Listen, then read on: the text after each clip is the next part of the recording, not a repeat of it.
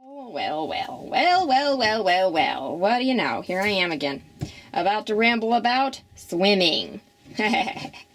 Oh, what a good subject, swimming. It makes me dream about summertime, which is especially attractive on a day as cold and gray and cloudy and doom-filled like today. Not really doom, it just looks like Mount Doom out there. Just because the clouds. Well, anyway, we're talking about swimming. And this is it can be an Olympic sport. You can be really athletic and have muscles as big as Mount Doom. Wow. Anyway, enough about that. And you can swim like you're a swimmer machine. Or there are other people that like to paddle around in the water and don't really know how to swim, and they just sort of do the doggy paddle, which is the beginner way of swimming. You don't get very far very fast, but you stay afloat. And, right? That's the point of swimming. You don't sink underwater. So you don't have to be an athletic Olympic swimmer to be a swimmer. I personally go somewhere in between. I like to sort of float around. I have the extra advantage of having a tail, and that helps me to propel around for steering and whatnot, and also makes me move a little faster than some other people who don't have tails.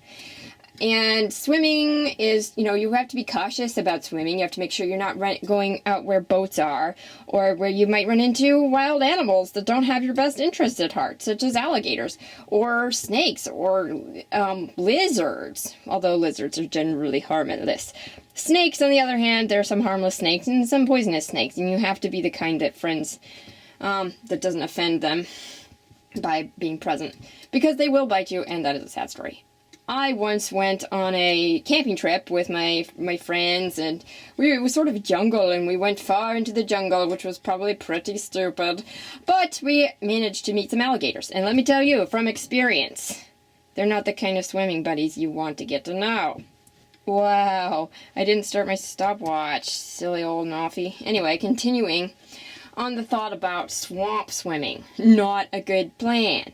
A better plan, find a nice little dock and the ocean, or even a swimming pool that's been made all special for you that has no jellyfish in it. I guess you could do that, but that's sort of wimpy. If you want the real swimming experience, come to my house. I live at Seaside House, where we swim when it's warm, and we don't swim when it's cold, which is why I'm sitting here today not swimming. Bye-bye.